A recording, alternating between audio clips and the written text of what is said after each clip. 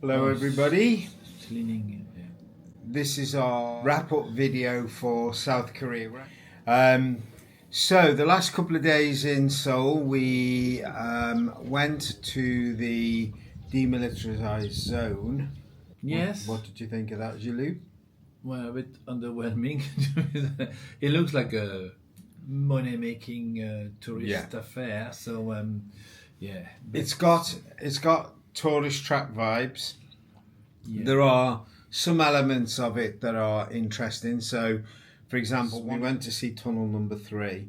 They've discovered 4 tunnels that the North Koreans built to facilitate an invasion. These tunnels are dug in the granite, 75-meter deep. Yeah. So, even though they've been using dynamite to excavate, doesn't Show up on a seismograph or anything like that. More than the normal earthquake. So we walked down.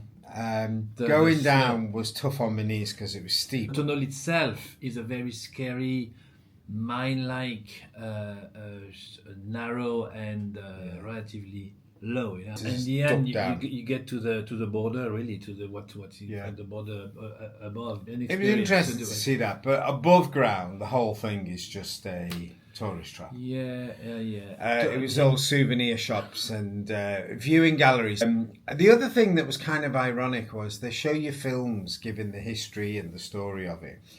And the film is so propaganda style. They even warn you it's going to come across to you as propaganda. It's counter propaganda. Yeah, they've scripted it almost like you would expect the North Koreans to write. You know, the heroic people of the South force against it was.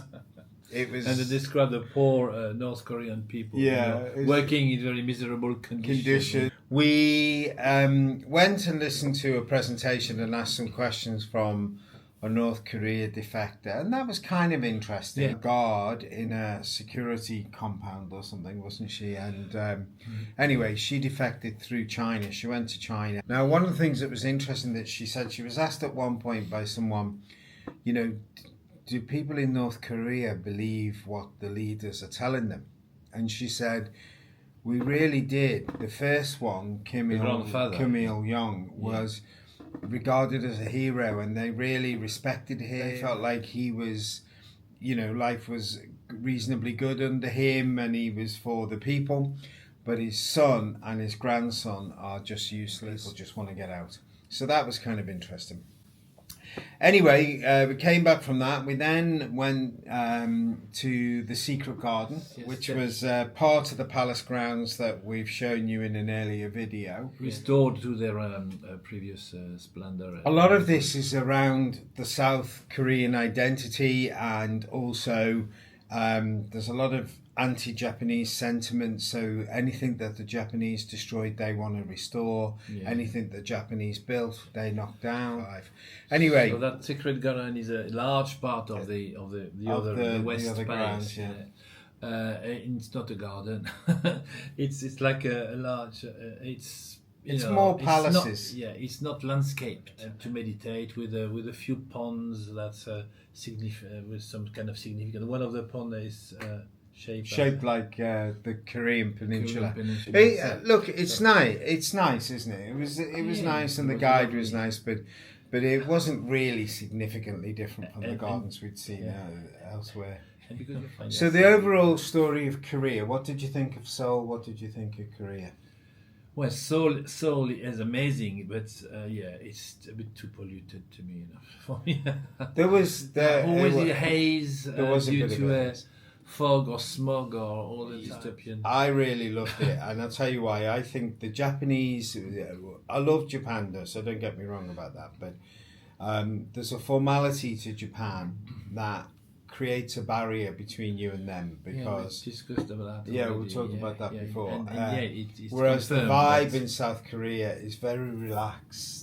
Very easygoing. The smog, there is more smog there. Not as much as there is in Hanoi, by the way. We'll report on that tomorrow. My God.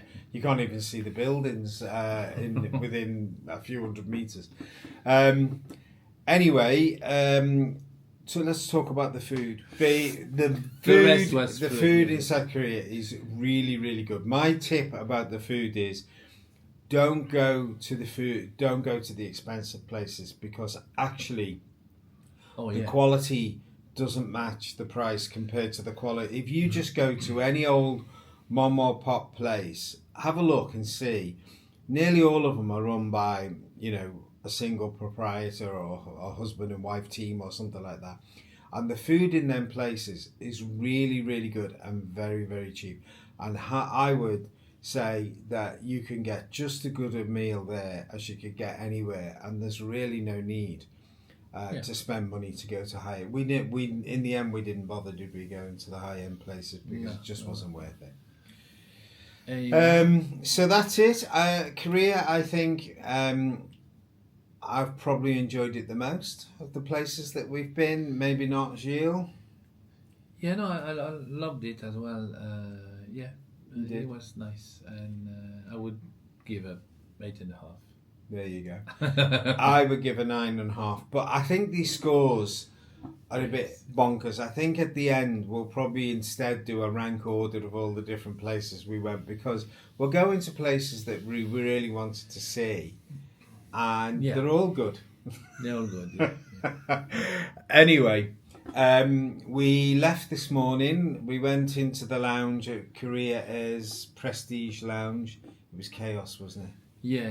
We left at 4 o'clock in the morning with 5 suitcases to take to the bus, to the airport bus. But it went well anyway. Yeah, it did. It went well. That airport transport bus was more comfortable than the limousine car that brought us back. It was very good. Anyway, so we're now in Hanoi, and we'll report from there tomorrow. But first impressions are very good. So we'll see you tomorrow. Cool. Okay. See you. Bye. Bye.